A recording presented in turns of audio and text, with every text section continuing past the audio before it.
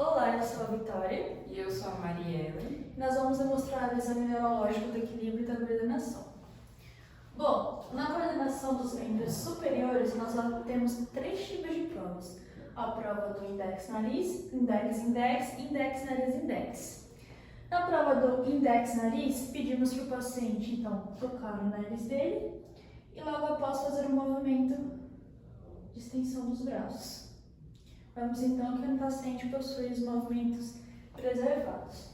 Na prova do index-index, pedimos para o paciente então fazer o mesmo movimento, porém agora tocando a mão do examinador. O paciente possui os movimentos preservados. Na prova do index-nariz-index, repetimos os mesmos movimentos, porém agora o examinador muda sua mão de lugar e o paciente tem que conseguir acompanhar esse movimento.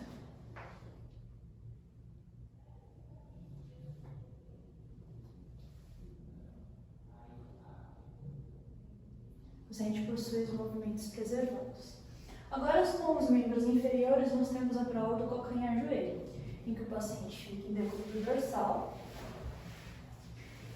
e pedimos para ele que, com o calcanhar, consiga tocar o seu joelho e arrastando ao longo da crista da tíbia. Pedimos para ele fazer esse movimento repetidamente. Agora com outro membro.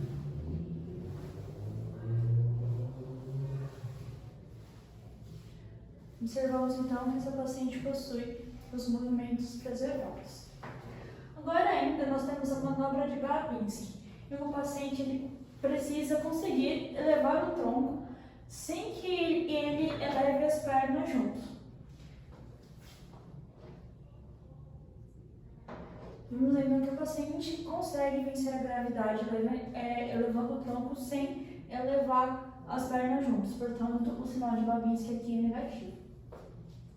Temos então agora a diadococinesia. Pedimos para o paciente, então, sentar novamente. E solicitamos a ela que ela faça movimentos repetidos com as mãos. Pode ser nas coxas ou nas próprias mãos, por favor. E observamos, então, o movimento das mãos. E se há algum tremor ou algo do tipo. Pode, por favor.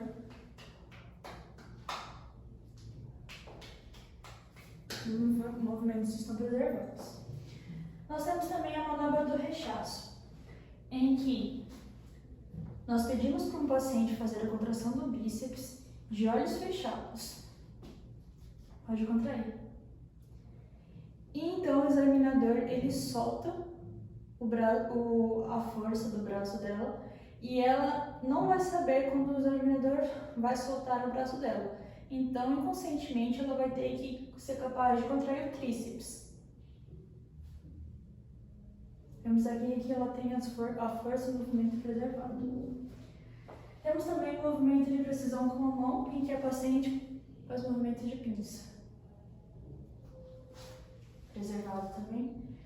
E agora nós temos também na coordenação, em que pedimos para o paciente escrever ou falar algumas palavras para observar se a fala dele está emplastada ou algo do tipo. Temos também a avaliação da marcha, em que pedimos para o paciente andar em linha reta, primeiro normal, com os pés um na frente do outro. Após isso, pedimos para o paciente andar com o calcanhar, em linha reta.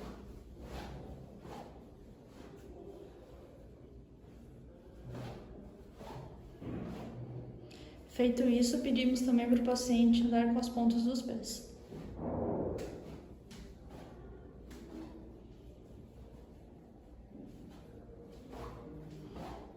O paciente possui todos os movimentos preservados. Agora vamos avaliar o equilíbrio do paciente. É válido lembrar que o equilíbrio avaliamos através se o paciente consegue ou não vencer a gravidade. Para isso, nós avaliamos o equilíbrio estático e o dinâmico. No equilíbrio estático, nós temos o sinal de Romberg e a prova do index. O sinal de Romberg, nós pedimos para o paciente então ficar de pé, com os braços estendidos, lateralizando o corpo, e pedimos então para ele ficar com os olhos abertos por alguns segundos. Se o paciente conseguir ficar nessa posição e vencer a gravidade, então quer dizer que ele possui o equilíbrio preservado. Após isso, pedimos então para ele fechar os olhos alguns segundos e observar se ele consegue manter nessa posição. Se ele consegue manter nessa posição, também possui o equilíbrio preservado. É válido ressaltar também que, quando nós estamos avaliando o equilíbrio com o paciente com os olhos abertos, nós estamos avaliando o equilíbrio estático do paciente. Agora, quando nós estamos avaliando o paciente com os olhos fechados, nós estamos avaliando a própria percepção do paciente. Já a prova do index, nós pedimos para o paciente, com os braços estendidos, manter os dedos na mesma direção que os nossos dedos. Pedimos para o paciente fechar os olhos e observamos se ele consegue manter os braços erguidos, como nós também conseguimos. Se ele consegue manter os braços, e os braços dele não cair, quer dizer então que ele não possui um equilíbrio preservado. Agora, quanto ao equilíbrio dinâmico, nós avaliamos o paciente através da marcha. Na marcha, nós temos primeiramente a marcha de tandem, que pedimos então para o paciente andar em linha reta, colocando o calcanhar à frente das pontas dos dedos. E observamos então se o paciente cai na lateral ou não, se há algum desequilíbrio. O paciente não possui nenhum desequilíbrio, então o equilíbrio é preservado. Após isso, nós pedimos para o paciente então andar em linha reta. E observamos se há alguma marcha típica, isso é, tipicamente patológica. Como o paciente não apresentou nenhuma marcha típica patológica, dizemos então que ela possui uma marcha atípica, ou seja, normal. Agora nós vamos mostrar a avaliação dos nervos cranianos. Então a gente tem 12 pares de nervos cranianos. Então, o nervo olfatório, o óptico, o oculomotor, troclear, o trigêmeo, o abducente, o facial, o vestíbulo coclear, glossofaríngeo, vago, acessório e o hipoglosso. Vamos começar pelo nervo olfatório. Então, na avaliação do nervo olfatório, eu vou utilizar 3 essências e verificar o olfato desse paciente. Então, avalio cada narina de uma vez. Tenho aqui, uso geralmente alguma essência de chocolate, limão e café, né? Então, peço para esse paciente tampar uma narina e passo a essência, né? Ele sente Chocolate. na outra narina. Chocolate. Agora uma essência de limão. Então, esse paciente tampa a narina.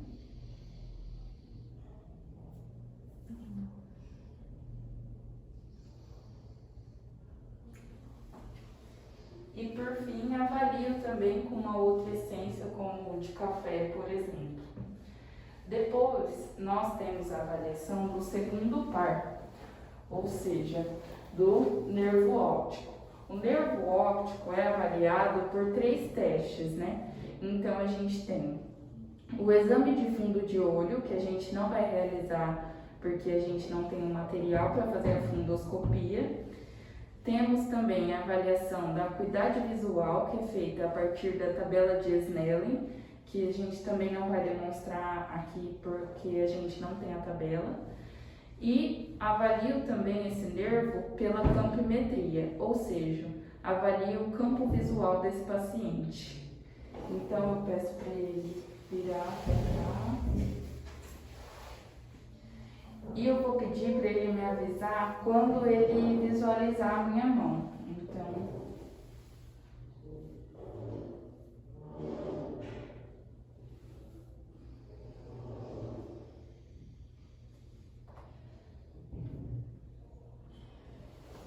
Pronto, essa foi a avaliação do nervo óptico. A próxima avaliação que a gente vai fazer é do nervo oculomotor, do troclear e do facial. Então, primeiramente, a gente vai fazer a avaliação pelo reflexo oculomotor direto e consensual. Então, com uma lanterna, né? Primeiro eu tampo, coloco a lanterna.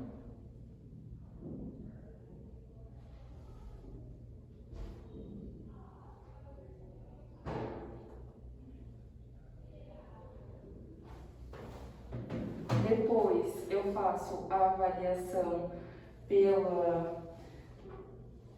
com algum objeto, então eu faço com um H no ar e eu peço para esse paciente acompanhar com os olhos o desenho que eu vou fazer.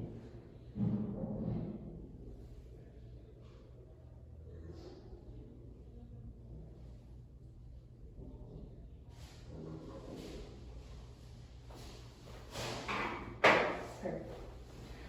A próxima avaliação que a gente vai fazer é do nervo trigêmeo, ou seja, do quinto par. O nervo trigêmeo é dividido em 3 ramos, sendo ele o maxilar, o mandibular e o oftálmico. Vamos lá. Primeiramente, a gente vai avaliar a sensibilidade da face desse paciente. Então, eu estou com um objeto pontiagudo. Sentiu?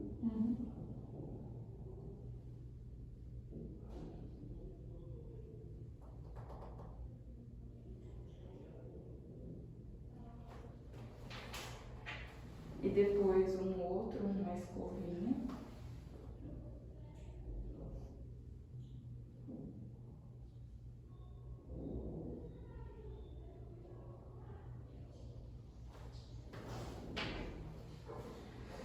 Depois eu observo o reflexo córneo-palpebral. Então, a gente não vai testar esse reflexo, mas com o algodão eu estimulo uma das córneas desse paciente e ele faz o fechamento súbito das pálpebras. Depois nós avaliamos a motricidade mastigatória desse paciente, geralmente com uma espátula, né, como a dos médicos. Aqui a gente simula, então eu coloco essa espátula e o paciente fecha a boca, peço para ele fechar e eu tento tirar.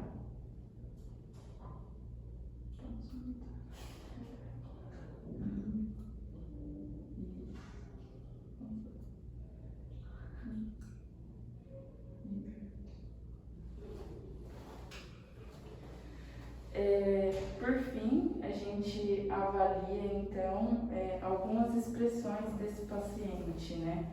Então, eu peço para esse paciente olhar para cima, fazer uma cara de bravo, isso, encher a bochecha de ar, isso, e dar um sorriso, isso.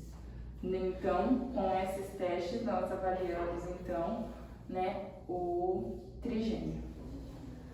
Agora nós vamos fazer a avaliação do nervo vestíbulo coclear, glossofaríngeo, o vago, o acessório e o hipoglosso.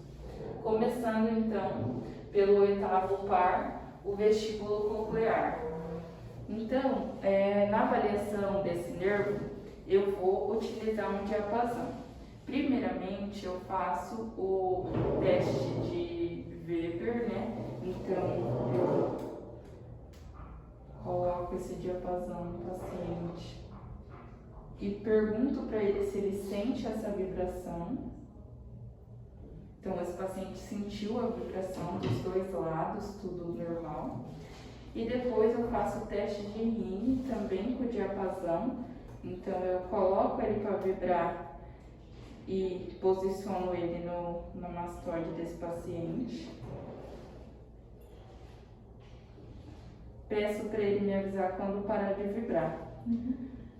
Quando ele sente que parou de vibrar, eu coloco do lado do ouvido e pergunto para esse paciente se ele ouve essa vibração. Repito do outro lado.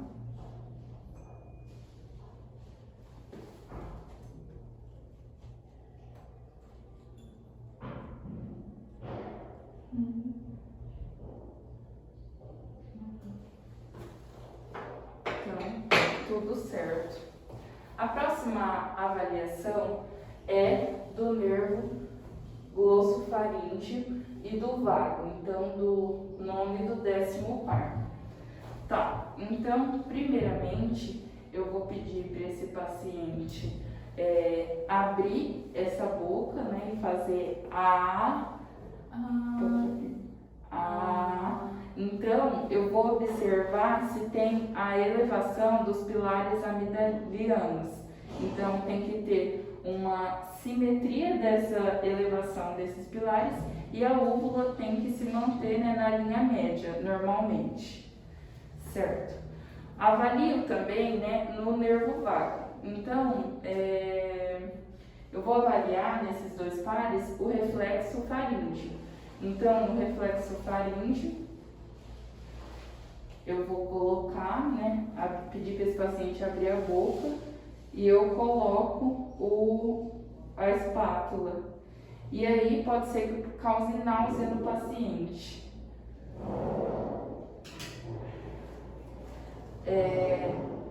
A próxima avaliação é do nervo acessório. Então, no nervo acessório, eu vou pedir para esse paciente empurrar, fazer uma força contra, né, a minha mão aqui, a resistência da minha mão. Testo do outro lado. Pois é o nervo acessório que vai fazer a inervação do músculo esternocleidomastoideo e também vai fazer a inervação do músculo trapézio. Então, eu peço também para esse paciente aqui elevar o ombro nessa avaliação. Então, não tem nenhum déficit nesse nervo, né? Por fim, fazemos a avaliação do 12º par, que é do nervo hipoglosso. Então, na avaliação do nervo hipoglosso, eu peço para esse paciente abrir a boca. Então, eu vou avaliar ali a língua, se tem alguma atrofia ou não, se tem fasciculações. E depois peço para esse paciente colocar a língua para fora e lateralizar essa língua para eu observar se tem alguma alteração. Então, abre a boca, por favor, tudo certinho, coloca a língua para fora, isso, pro lado, do outro lado, isso, tudo certinho.